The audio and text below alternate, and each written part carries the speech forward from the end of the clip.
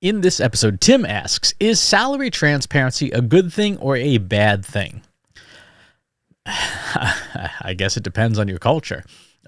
Salary transparency matters for two different areas. First is in job listings, right? So that people can get a sense of how much does a given position pay.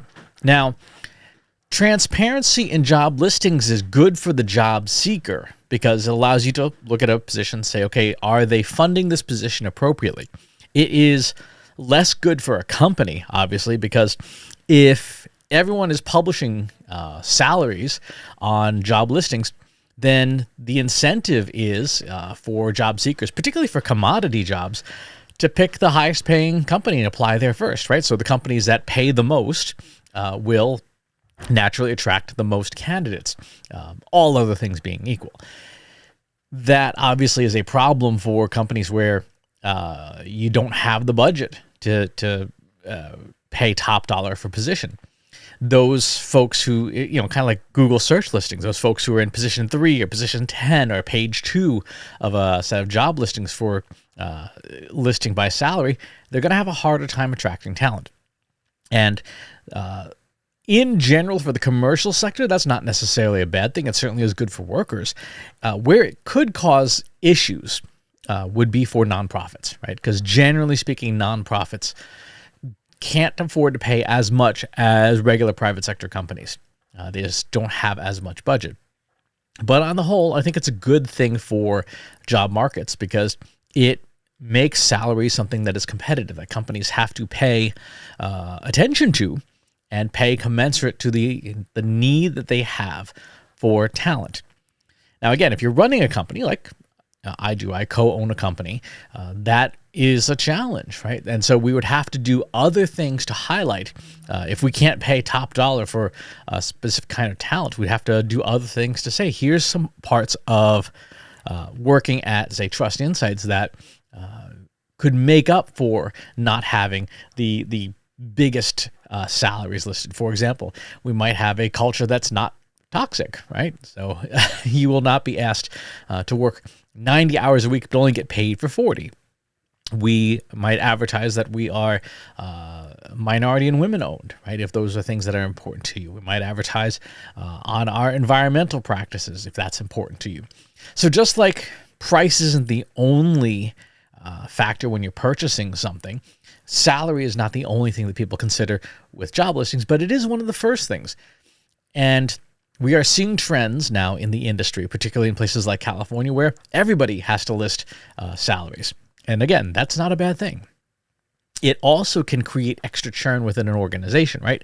If you are working, say, as an account executive at an agency, and you're getting paid $46,000 a year, and you see a new job listing on your company site for account executive, $49,000 a year, you can legitimately go to your manager and say, hey, why are we hiring for my exact role, but the new candidate's getting paid $3,000 more? So those salary listings will likely create churn for people in existing roles if a company does not step up the pay to match what is happening there. Now, the knock-on effects of this will be that companies will have to pay more, which, again, not a bad thing, but then in turn will have to charge customers more.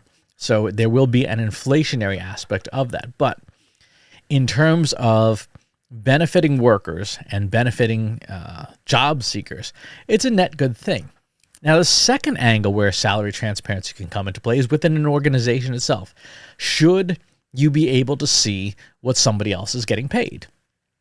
Again, right now, that's an internal policy. There are companies that publish their salaries, that publish exactly what a person makes.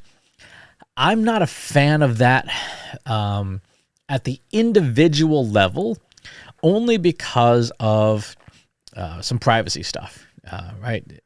A person disclosing their individual income, I think, can be problematic.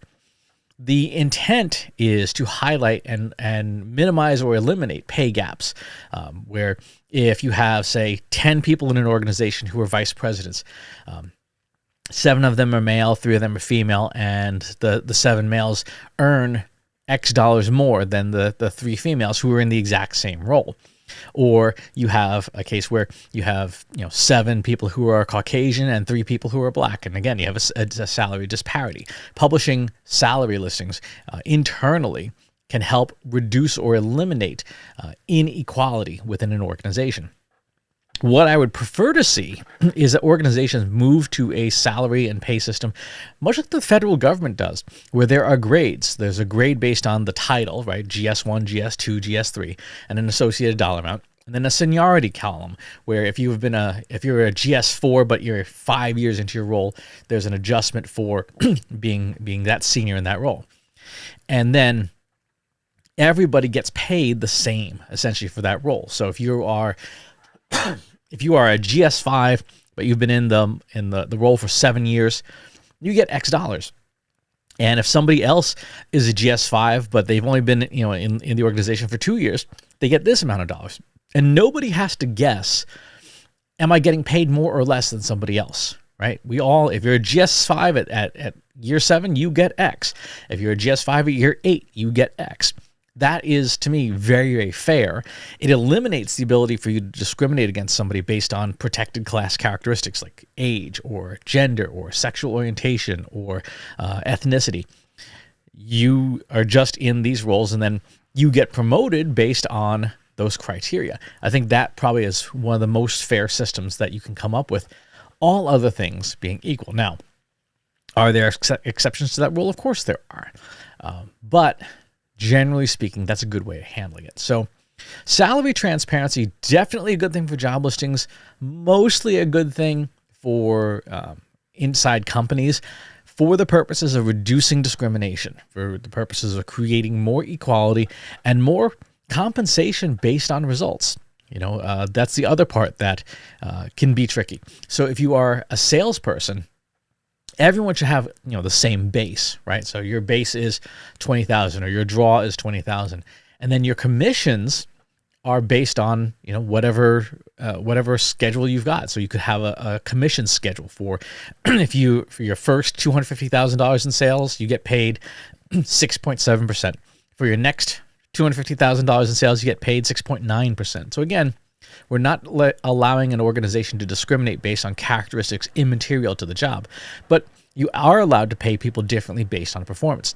A high performer, a high producer who makes $2 million in sales, yeah, they should get higher and higher commissions the bigger and the more they sell, so that somebody has an incentive to sell $10 million worth of real estate or server appliances or private jets or whatever the thing is. You absolutely want to have pay and compensation be an incentive for performance, an incentive for doing good work, and having, again, published set scales so that people know what to expect, can be that incentive. Somebody's like, I want to make more money. How do I make more money this year?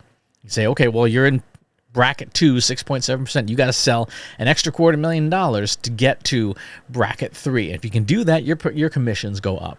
So even in a case where you have commissions, having set numbers and set schedules increases fairness and still keeps that motivation for people who want to work extra hard, who want to get to that next level.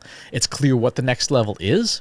It's clear how they get to it, what performance metrics they need to get to. So good question. We could spend a whole bunch of time on compensation and stuff, but I think this is a good place to start. If you like this video, go ahead and hit that subscribe button.